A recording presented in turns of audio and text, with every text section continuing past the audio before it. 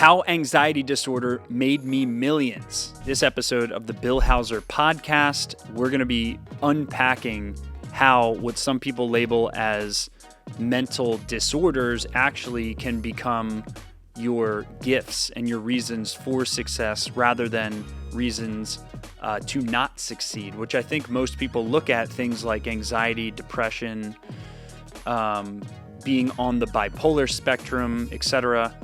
Most people look at these things as ailments. They're very hush-hush about these things. But I look at these as gifts. I look at most of what people label as mental disorders as gifts. Now, I'm going to be clear here that I'm not talking about mental disorders that result in catastrophic chemical imbalances that, we're talking like severe schizophrenia or actual, bipolar disorder where you have true manic episodes, hallucination, stuff like that. I'm talking about the average mental disorders, the mental disorders that didn't exist a couple hundred years ago, where, we go back to caveman times, a couple thousand years ago, and it would just be Crazy Tommy, but the caveman's name would not be Tommy, it would be Ooh-ah, right? Oh, that's crazy Ooh-ah, right? But now, Ooh-ah, this amazing human being caveman who's silly and has all these quirks, right, would now be labeled as someone having a formal disorder and would be given medication for that disorder. It just is a fascinating world we live in where all of these disorders have basically popped up out of nowhere. And now there's all these pre-constructed medications for all these disorders. It's something I'm very passionate about, but I'm also very grateful for. Another thing I want to start with is the fact that mental disorders or so-called disorders are hard for people to talk about at times because most people haven't overcome them, right? Or most people have not come to peace with them. When you truly come to peace with anything in your life, any problem in your life, it is my core belief that you are able to openly talk about it, right? So, for example, I actually relate to people in Alcoholics Anonymous. I always have for my entire life. My best friend, when I was in a band years and years and years ago, was a drug addict, and he was in Alcoholics Anonymous, and I related so much to it because of my struggles with anxiety disorder that it felt like very similar principles of how I overcame it that can be applied to something like a drug addiction. And the people that I've met in my life who are able to openly talk about their drug addiction are typically more likely to be the people who have actually come to peace with it and are being more transparent about it because they have nothing to hide, right? And I think when you can talk openly about your past struggles, it's a sign that you've truly overcome it. Whereas if you are constantly closed off about your struggles, whether that's in business or life, it's a sign that you haven't truly transcended those struggles because your mess is your message in so many ways.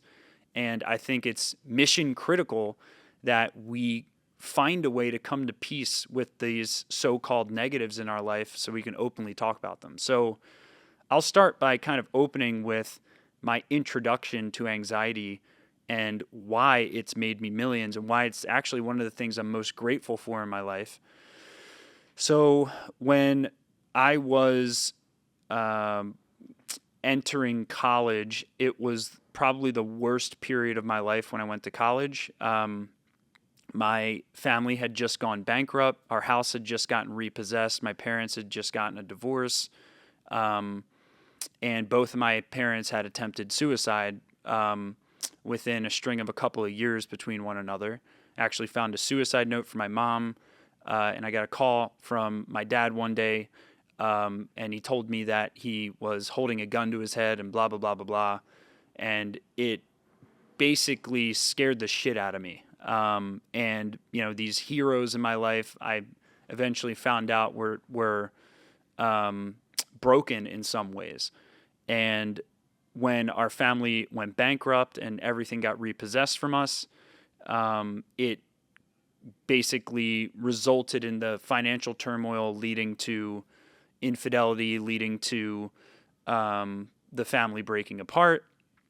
And this all happened right when I went to college. So it all kind of hit at once. And there's many, believe me, and you know this, there's many people who have way, way, way, way, way worse problems than my little pity party of going to college and having a bankrupt family. Just look at what's happening in Gaza right now, right? I mean, this is a first world problem, but it nonetheless for me was a problem because I grew up, middle class. We had a pool in our backyard.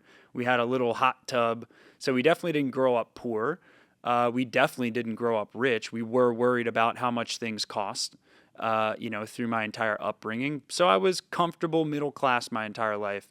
And the best thing that ever happened to me was everything got ripped from me and we went into poverty. We went into, not having the money for anything. And I moved into a small apartment with my mom. And this was after I graduated college. I was still struggling. And we went into real poverty, in terms of having nothing, out of nowhere. I wouldn't say poverty, not like, third world poverty, but, it was hard to make ends meet. We had to have an exchange student live in our home so that we could afford the rent. We weren't in a good place. So, leading up to this, I'm in college. I had my first kind of panic attack in college, which created this big breaking point for me where I realized I needed help. I hired my first psychologist, Dr. Mark Moore, who was, I believe, University of Penn in Philadelphia. And I was struggling. I mean, I walked down the sidewalk. I thought people were going to pull guns on me. Literally, like, walk down the sidewalk. This, polite people would be walking in front of me, and I would be literally hallucinating in my mind because I had so much anxiety in my mind. And I would be envisioning people turning around and pulling guns on me. I'd be anxious to eat food in public because I thought people were staring at me when I eat. Like, it was just all these irrational thoughts. And the only person I was being honest with about these thoughts was my psychologist. And we made so much progress together by identifying the triggering events in my life that caused this anxious-based reaction. And when I realized that if I wanted to change, I had to change, right? And I realized that I was not happy with my default thinking patterns. I wasn't happy with my default habits. I wasn't happy with who I was as a person. And that unhappiness really materialized in my anxiety disorder. That is what created the root for change in my entire life. I'm very unsure about whether I would have ever made the progress I did as fast as I did in my life in my own little world, which is not even anything compared to other people's progress that they make at young ages. I mean, there's people who become billionaires at my age. I'm 33 years old right now. But in my own little world, I feel like I would have never made the progress that I made had I not had pain to cause me to change, to cause me to want to change, to get out of that pain. So I was formally diagnosed with anxiety disorder by my doctor. And as soon as that disorder was codified and labeled, I had a really tough time accepting that label, right? And for me, that materialized in basically being in a state of avoidance and denial towards whether this was truly a disorder or not. And the truth is, it actually was a disorder. At the time, it was disorder. My thinking patterns were disordered. My habits, my emotional patterns were disordered. So it was a disorder, right? That's what I call it, anxiety disorder. But what I didn't realize at the time is that not all disorders are permanent, right? You can create order out of disorder, and sometimes your best order can be created from disorder, right? So I went on this path to rewire my brain, and I had to learn about the biochemical methods through which the brain produces anxiety. And I realized that when cortisol gets released and the stress hormones get released in your brain, it elevates your heart rate. When your heart rate elevates and the stress gene gets triggered, you're going to have more racing thoughts. When you have more racing thoughts, you're more likely to be aware of those racing thoughts. When you become aware of them, it then further increases your heart rate. And then it creates a self-perpetual, what's called an anxiety loop, where your kind of thoughts spiral out of control. And then you start resisting your thoughts. You start criticizing them. You start, berating yourself. Why am I thinking this? Why am I feeling this way? And then that creates the spiral out of control. And I realized that this is actually a biochemical response within the human body, right? And it's a behavioral condition too, right? And I strongly suggest you look this up on ChatGPT to identify this for yourself. But, anxiety is a behavioral condition. And that means you can behave your way into it and you can behave your way out of it, right? And most people never behave their way out of it because they don't understand the biochemical reactions that are happening in their brain that are causing that type of a disorder to happen. So I was very grateful to have picked up my first personal development program, quote unquote, which was called the Linden Method. And when I picked that up, I learned how to practice the art of diversion, which was basically to distract my mind every single time an anxiety-based thought popped up. So anxious thought would pop up, and I would distract my mind to something, or I would try to distract my mind to something more productive and positive, right? And over time, what I realized was, if I just set a really big goal for myself, for example, like getting straight A's in college, I could divert my mind enough to not even think about the anxiety and forget those anxious patterns, right? And that's exactly what I did. I made a commitment that I was going to get a 4.0 GPA in school, and I put my mind completely to it, and I did that for 4 of my 5 years in school. I had a 4.0 GPA. Didn't even get an A- on anything in any class for 4 years. But it consumed my entire life, and it definitely reduced my anxiety because it gave me an outlet. It gave me something to immerse myself into. But then I woke up after those 4 years, before my 5th year in school, and I realized that success without fulfillment is the ultimate failure, right? I realized I succeeded at the wrong thing. I was not placed on planet Earth to be a 4.0 GPA student. That doesn't have any value to the world at all. That was a very self-focused goal. And it also didn't align with my gifts, right? I'd always had kind of a more to give, I felt, than just being a good student. And I would venture to guess if you went to school, you probably have a lot more to give than just being a good student. So while I achieved the 4.0 GPA thing, it came at the expense of spending 4 years of my life focused on something that really wasn't my unique gift, right? So then I kind of hit this wall after my 4th year in school, and I was just like, you know what?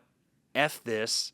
Like, I don't really care about school anymore. And I stopped caring about school, and I went from like a 4.0 GPA down to like a 3 or something like that. And I stopped giving it my all in school because I realized it didn't really matter. So when I started learning about the power of diversion and diverting your mind from anxious thoughts, I saw maybe 70% improvement because I wasn't allowing my mind the time to consider anxious thinking patterns anymore. And yet I was so dissatisfied and unhappy because I wasn't pursuing what I actually knew my full potential was. So fast forward to when I graduate school, I got a job in insurance and I quit within 2 weeks after getting that job. And I majored in risk management and insurance and then quit a job in insurance literally 2 weeks after getting my graduation locked in, because I realized that that also is not going to be an extension of my gifts. So, chapter 1 was learning diversion. Chapter 2 was learning diversion within something that fulfills me and that maximizes my gifts, right? So then I started looking into, what could I do to make more money than what I was making in the insurance company, which was probably, I don't know, $55,000 a year base salary or something like that. So I was thinking to myself, how can I make more than that? And everything I researched online said you have to learn sales, right? So I started trying to learn sales. I was working construction for my dad, making $500 a week at that time. I had quit my job in insurance to basically go take such a step down that I was making $500 a week. So $2,000 a month, 24 grand a year, living at my dad's house, in his girlfriend's daughter's vacant room, right? So I'm, living, there's like pink stuff on the walls and stuff. So I'm living in like my dad's girlfriend's daughter's room, making $500 a week, extremely dissatisfied, but I have this spark of interest in sales. I take the job in sales. And when I take the job in sales, I'm thinking to myself, this feels like something that I can fully apply myself to. So get to yellowpages.com, fully immerse myself into sales. And I swear to you, from that day forward, from my first day on the job as a salesperson, I went from 60 or 70% of my anxiety being away since I learned diversion towards something I didn't align with, to almost 100% of my anxiety completely floated away from the day I started doing sales, right? So I was practicing the art of diversion, but I was practicing diversion within something that fulfilled me, at least I thought at the time, and something that aligned with my gifts as a person. And this was some way I could maximally give value to the world, I felt, based on my gifts. And my life satisfaction went up another 50%, right? So I went all in. I practiced diversion again. I went all in on this sales job. And I ended up becoming the number one salesperson in yellowpages.com in 18 months. I was like 24 years old. And at the end of those 18 months of me doing sales there, and as soon as I won the number one award, I had the same deep, deep feeling of dissatisfaction, right? I had conquered my anxiety disorder through diversion applied to something I was good at, but I realized it did not fulfill me, right? So then I found that, okay, the last chapter here, I've learned the art of diversion. I've learned the art of diversion towards something I'm good at. Now I need to learn the art of diversion towards something I'm good at and towards something that fulfills me, right? So I thought to myself, okay, my dad was an entrepreneur his entire life. Maybe just being an entrepreneur is actually going to be the thing that aligns most with my levels of fulfillment, right? So I decided to start my company SMB team, and ever since that happened, I've been hitting on all three of these kind of pillars of diversion towards something I'm good at and towards something that fulfills me. And I have not had kind of any periods of feeling completely misaligned with what I'm doing. I've definitely had periods where I was less happy than I am now, but I've certainly not had breakdowns ever since I found the alignment of those three things. So the reason that anxiety disorder made me millions is because it taught me the power of full diversion, which others would call immersion, right? Fully immersing yourself in one thing, so much so that you become excellent at it, right? And the second part of it is diversion plus something you're really good at, right? Ideally something you're really good at that can make you a lot of money, but that's like a little caveat add-on, right? And for me, at the time, that was sales, right? And then diversion towards something you're good at and something that gives you fulfillment, makes you feel like you're having a maximal impact by using those skills to create something of a greater good, right?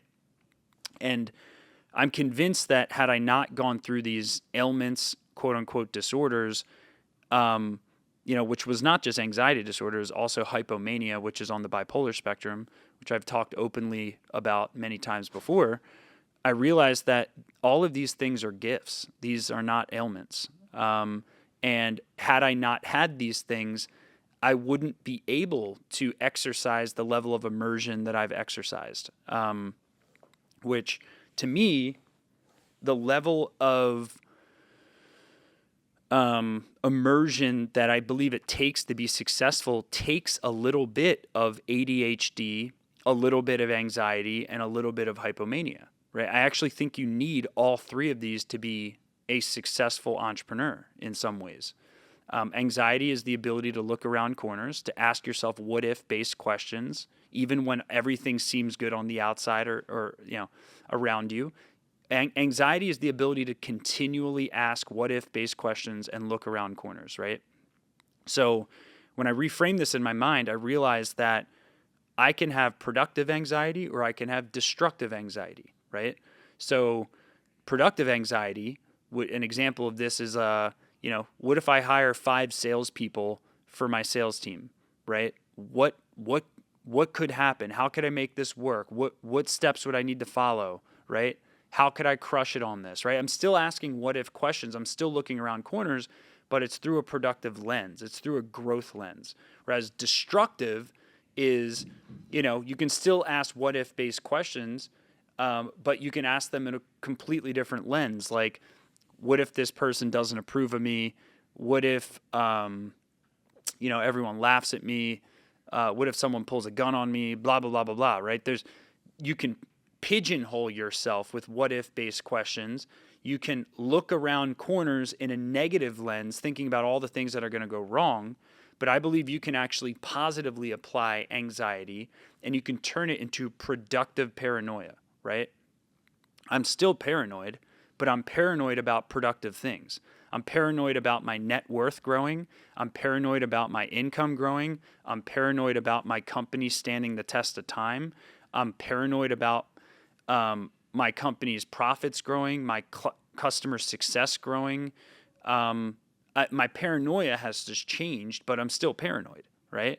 So you can't change the fact that you have a genetic predisposition to be quote unquote paranoid or anxious prone, but you can change the lens of that through which you future pace your thinking, right? So that's the one side, that's anxiety, and that's how I view it, is I view it as either a productive or a destructive lens. Then we have the hypomania lens, which I've talked about many times, the hypomanic edge. I've made prior videos on this. Book called The Hypomanic Edge breaks down why hypomania is so important. It's a condition that's on the bipolar spectrum. I have it, which basically means at periods of time I get floods of dopamine. I don't have the crashes, like I don't have the depressive episodes, but I do have a form of mania where more there are periods of my quarter year where more dopamine floods to my brain, and there are periods of my year where less dopamine floods to my brain, right?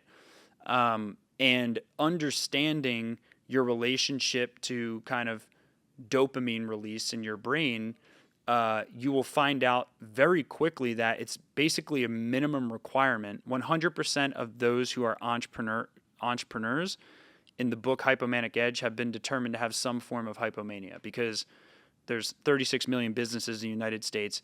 For you to have an idea that you think you're some special part of the special sperm club, where you have some great idea that you could be the 36 million and one business, right? You've got to have a little bit of mania. You've got to have a little bit of periods of excessive dopamine.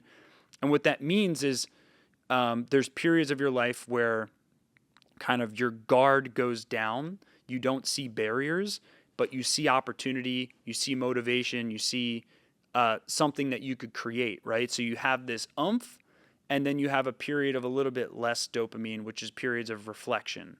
And as an entrepreneur, you need periods of oomph and you need periods of reflection. The reflection periods are when you grow and you reflect on those periods of oomph and what worked and what didn't work so you can sharpen the saw, right? So you need periods of reflection and you need periods of all in, shut off the thinking brain, burn the ships levels of massive output, right? And that balance is what creates a successful entrepreneur, right? So you kind of need both spectrums of this. And once I learned how to harness it, and quite frankly, just recently over the last year or so, I've dialed in my supplementation. So now my dopamine release is actually basically scientifically constructed. I mean, with my supplement stack that I take, the way that I've increased my testosterone to make myself more dopamine sensitive, the ways I've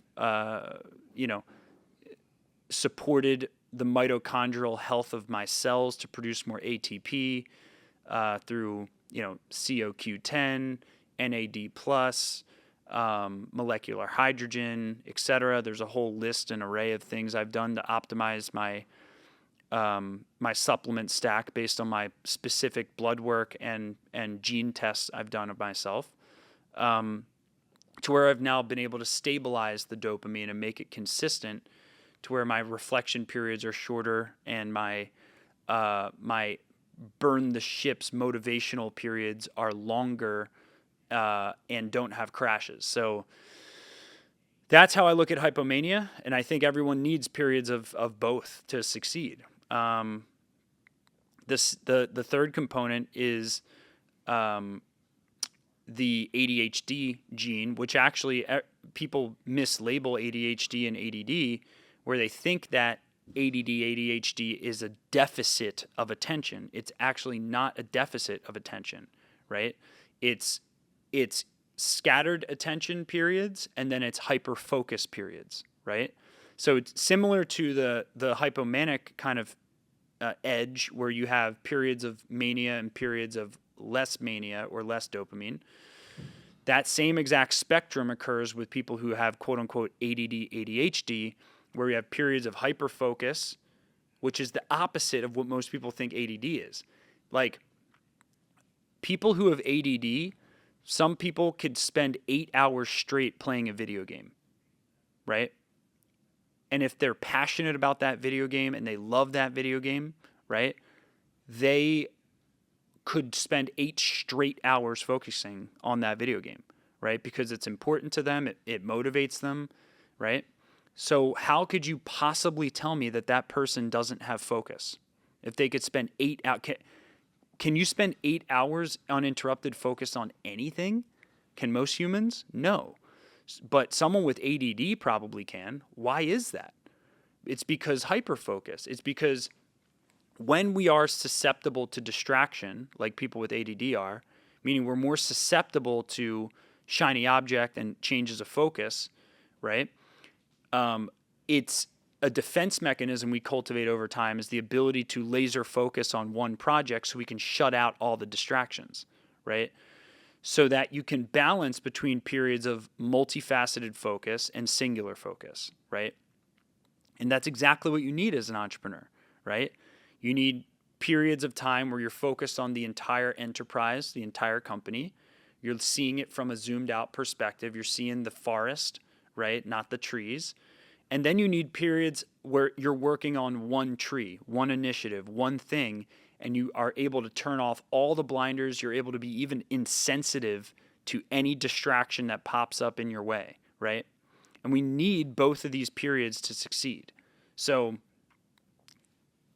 my reason for sharing this is by understanding my quote-unquote disorders, I've actually learned more about my gifts than my disorders, because all of these things that I've listed are gifts. And the percentage of people who believe that they have ADD or some challenge with anxiety or some challenge with depression or some challenge with these behavioral conditions maybe, most people don't know they have hypomania. But these other kind of popularized terms around disorders, they're actually more a sign of your gifts than they are your disorders, right? And this is why I like openly talking about these things, because when you learn how to harness them, they are your competitive edge. They are actually your reason for guaranteed success rather than guaranteed failure. So had I not come to awareness of these things, had I not harnessed them, I would be in a state of resistance, which I think is really the last chapter of overcoming these things, is it not just overcoming, but leveraging these quote unquote disorders that are actually gifts, is pivoting in your mind that this is actually my competitive advantage, and I am no longer going to resist these gifts any longer, right? So how do you row with your ADD and ADHD? Row with, meaning I want you to pretend that you're in a river, right? The river's current is going south, okay? And you're in a canoe, right? And you have two choices. You're going to row up against the current, upstream, right? You're going to row north when the current is going south. But someone who has accepted these things is going to row south, and therefore they're going to have to barely paddle, right? They're going to be able to very gently paddle if you paddle with the momentum of the stream, right? So that's how I look at resistance around these things. Like, as soon as I stopped resisting the fact that I have a predisposition for asking what if questions and being productively paranoid, which other people would call anxiety, I'm rowing with it, baby. Bring it on, right? Like, bring on the what if questions, the productive future oriented questions that I'm blessed with because of my predisposition towards productive paranoia, right? So I want to row with this. I want to leverage it as much as I can. I want to shamelessly own it and embrace it as much as I can, right? I want to shamelessly own and run with my hypomania as much as I can. I want to leverage those high dopamine periods. I want to flatten the low dopamine periods. I still want to reflect during them, right? I want to row with the ADD and the ADHD and leverage periods of hyperfocus, carving out all ability to focus on other distractions. And then I want to allow times for me to focus on other distractions continually, right? And I want to not, resist this stuff, right? So, because resistance is just another task, right? And you don't need another task, right? All you need is the task at hand. So I'm trying to row with these things. I'm trying to let these things be my leverage, be the thing that I do by default. And resistance to me looks like where you're combating these things. You're mad that your focus is scattered, right? You're mad that you keep asking these questions about your future that freak you out. You're mad about the fact that you have these periods of reflection and these periods of all-in effort, and this mood volatility, quote unquote, right? But I just want to ride with the wave, baby. And I think once you're in a state of acceptance of this, you realize it is mission critical for you to understand your body, because this is all a body game. I lived years of my life, okay, taking Adderall, right? So, I don't know, maybe cumulatively, I don't know the exact number, probably 6 or 7 years, maybe 6 years. I don't know the exact number. I've been on and off it for a long time. I'm permanently off it forever now. I will never, ever, ever take Adderall or a stimulant ever again. But I was on it for a very, very, very long time. And Adderall helped me stabilize my dopamine levels, because that's what it does. It forces the release of I believe it's called norepinephrine or whatever, and acetylcholine. I don't know all the exact words, but it basically releases the dopamine-like stuff through force, through synthetic force, right? Which other drugs like Vyvanse and I forget what the other one is do. They kind of force the dopamine-related drugs to get released in your brain through force, not through coercion and supplementation. So what I've done with my supplementation is I've done comprehensive blood panels. I've done comprehensive gene tests to realize exactly what micronutrients, micronutrients and nutrients my body is high in and low in. Where my testosterone is at. I have critically low testosterone, which makes me less dopamine sensitive, and I have a bunch of insulin resistance. And once I realized these things and I was able to stabilize, become more insulin sensitive, through my supplementation, I was able to, get my testosterone, double my testosterone levels from around 350 to 700, and have my micronutrients all be balanced across every single vitamin group, and all the stuff I do for my mitochondria to have energy. I feel, I don't know, I guess I would say 3 to 5 times the amount of focus I had when I was on Adderall, and 0 crashes, right? And it's added 15 to 20 years onto my expected lifespan, because all of the things I'm doing to create sustained levels of dopamine are now neuroprotective rather than neurodepletion, right? Because the stimulants out there, which again, I'm guilty, I fell into the stimulant track for a long time. They increase your chances of dementia. They increase your chances of neuro decline at an early age. And that's because it just stresses the hell out of your brain long term. In the short term, it's great. And I actually think if you do have, something like ADHD, or, you're not dopamine sensitive, or you have low testosterone, I do think I saw a bunch of benefit in taking Adderall for a period of my life. Now, it wasn't a lot. It was between 5 to 7.5 milligrams a day, 5 days a week, weekends off. But there's certainly benefit to it, and I don't regret my time taking it. But now I've found a completely better way to nourish the body through the cells rather than through a synthetic stimulant.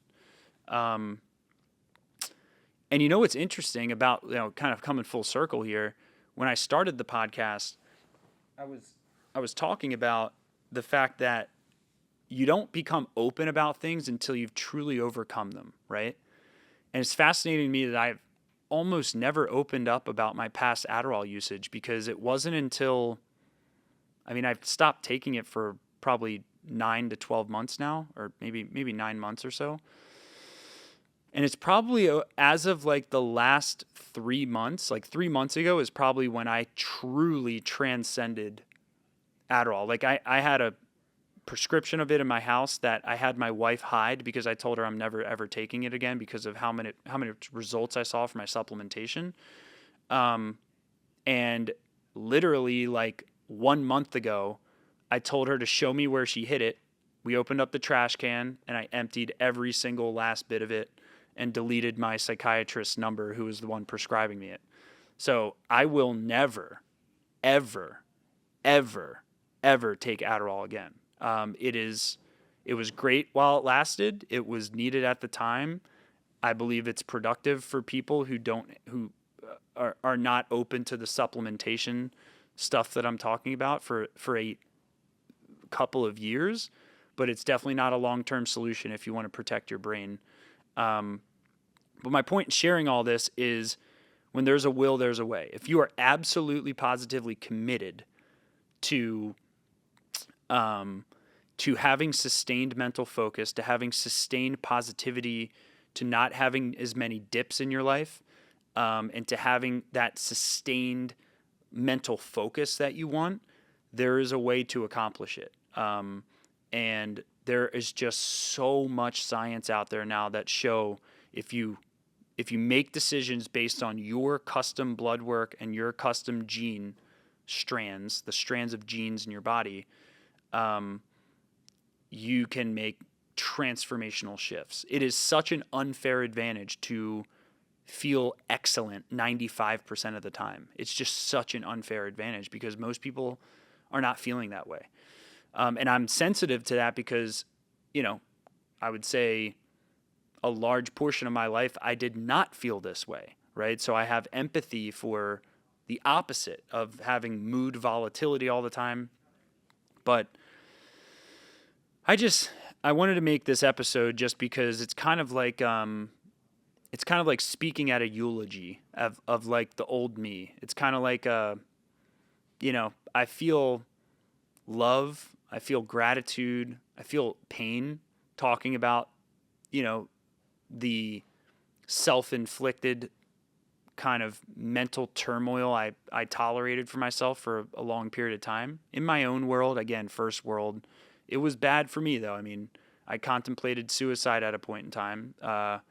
Not that I ever planned it or anything, but I literally had thoughts where at the peak of my anxiety where it was just like, this is not sustainable. I don't know how I'm going to continue living with this much anguish in my head. And I know most people who have gone through that have also had passing thoughts like that at their lowest moments. It's terrible, terrible, terrible feeling. And it's unusual to me, but it's true to say that it is the thing I'm most grateful for in my life, because had I not had that breakdown, I would have never had the platform for a breakthrough. And oftentimes, human beings are most motivated by avoidance of pain than they are chasing pleasure. Right? And